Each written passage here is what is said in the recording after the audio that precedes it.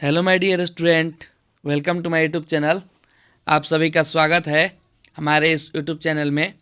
तो जैसा कि आप सभी जानते हैं कि हम अब नए सिरे से हम लोग बिहार बोर्ड मैट्रिक और ट्वेल्थ का सिलेबस को हम लोग शुरू कर रहे हैं।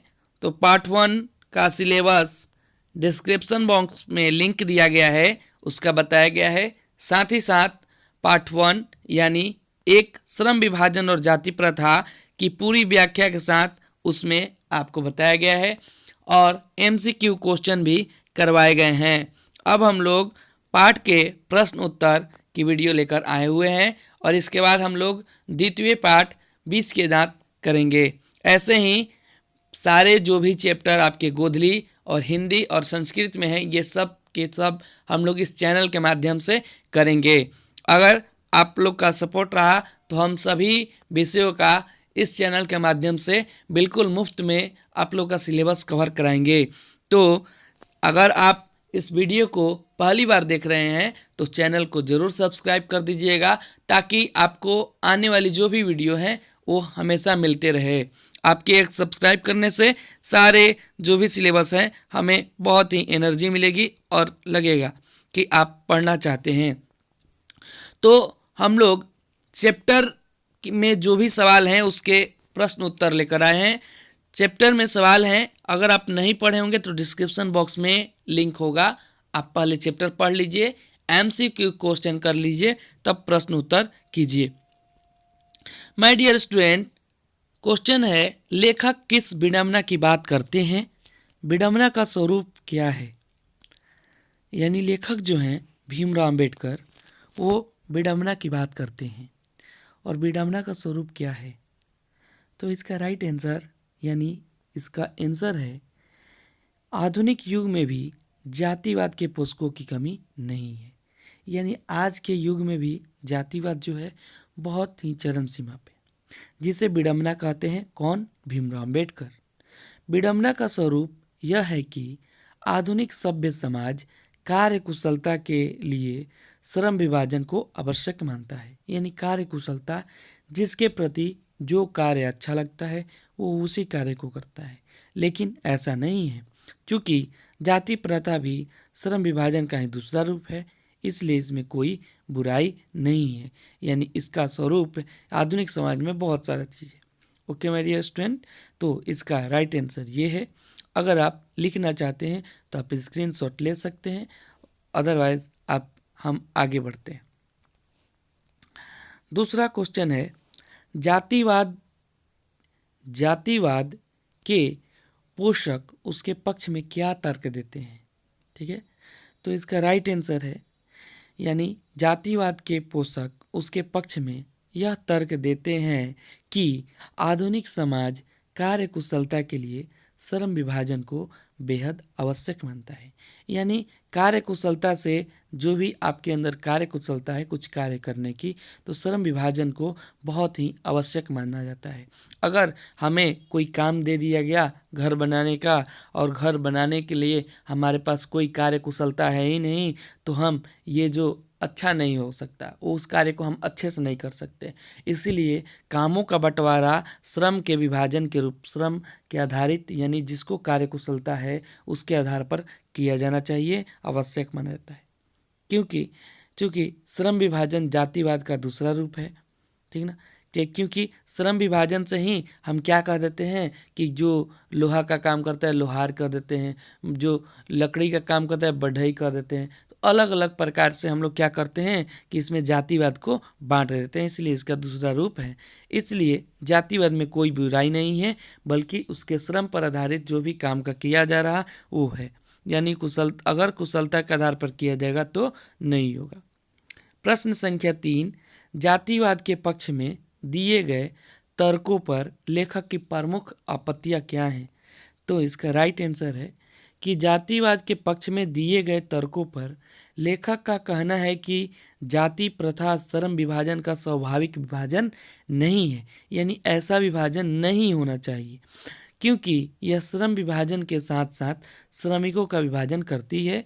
यह मनुष्य को जन्म के साथ ही साथ किसी काम धंधे से बांध देती है। यानी जिस फैमिली में, जिस परिवार में किसी बच्चे का जन्म होता है और वो परिवार अगर किसी भी चीज़ से लेकर मतलब किसी काम में वो व्यस्त है पहले से ही, तो उसका आने वाला संतान भी उसी काम में ऐसे कामों को बांध दिया जाता है। इस कारण मनुष्य अपनी रुचि और क्षमता के अनुसार काम का चुनाव नहीं कर पाता है, इसलिए समाज में हीन भावना का भेदभाव जन्म ले लेता है। ये राइट आंसर, यानी इसके प्रमुख आपत्तियां लेखक की जो हैं ये हो सकती हैं। ओके माय डियर स्टूडेंट, अब हम लोग चौथे प्रश्न पर चलते हैं। आपके पाठ्य पुस्तक गोधली पाठ 1 श्रम विभाजन और जाति प्रथा का प्रश्न उत्तर हम लोग कर रहे हैं, जिसमें 8 सवाल दिए गए हैं और 8 का जवाब मैं आपके सामने लेकर आया हूँ। जाति भारतीय समाज में श्रम विभाजन का स्वाभाविक रूप क्यों नहीं कही जा सकती? तो इसका उत्तर है, भारतीय समाज में जाति श्रम विभाजन का स्वाभाविक रूप नहीं कही जा सकती है।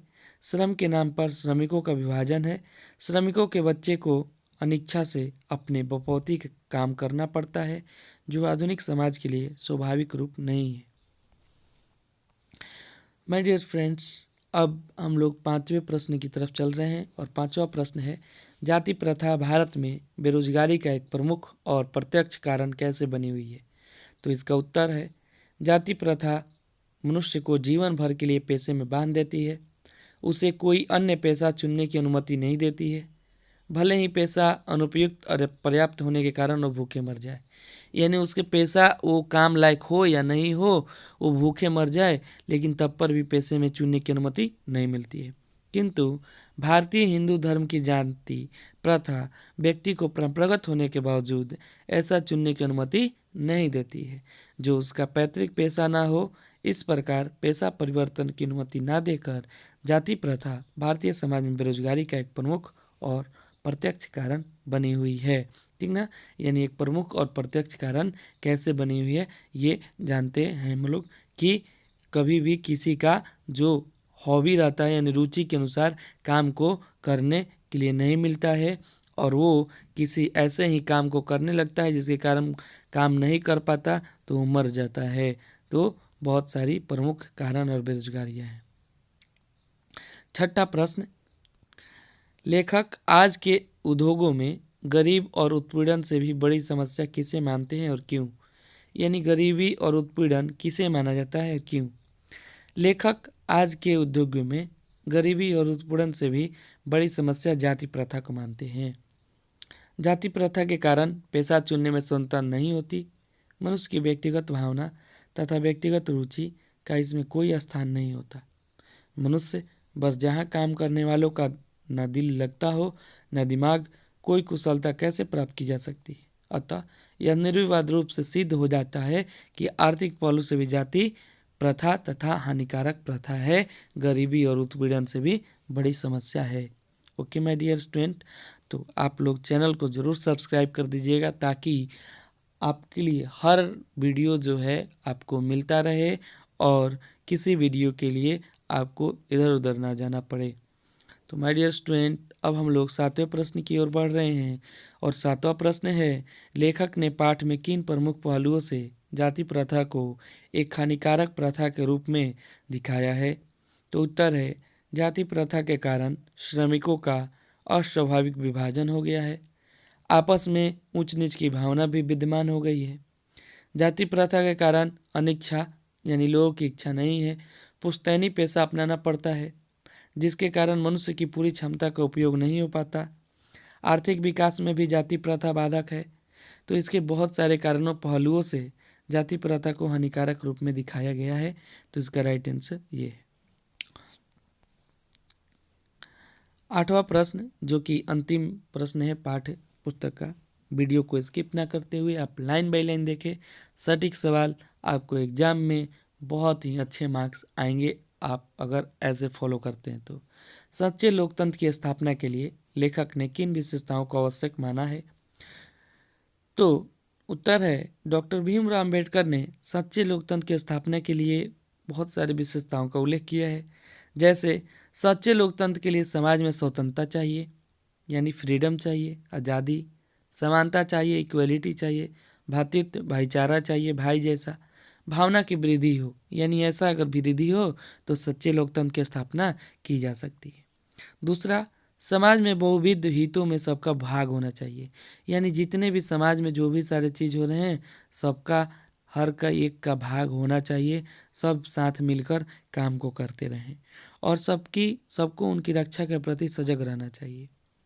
तीसरा, सामाजिक जीवन में अबाध संपर्क के अनेक साधन और अवसर उपलब्ध रहने चाहिए, जो कि जीवन में सभी के साथ ऐसा चीज़ हो किसी के साथ तो कोई भी उसके साथ उसकी सहायता करे, हर की भलाई करे।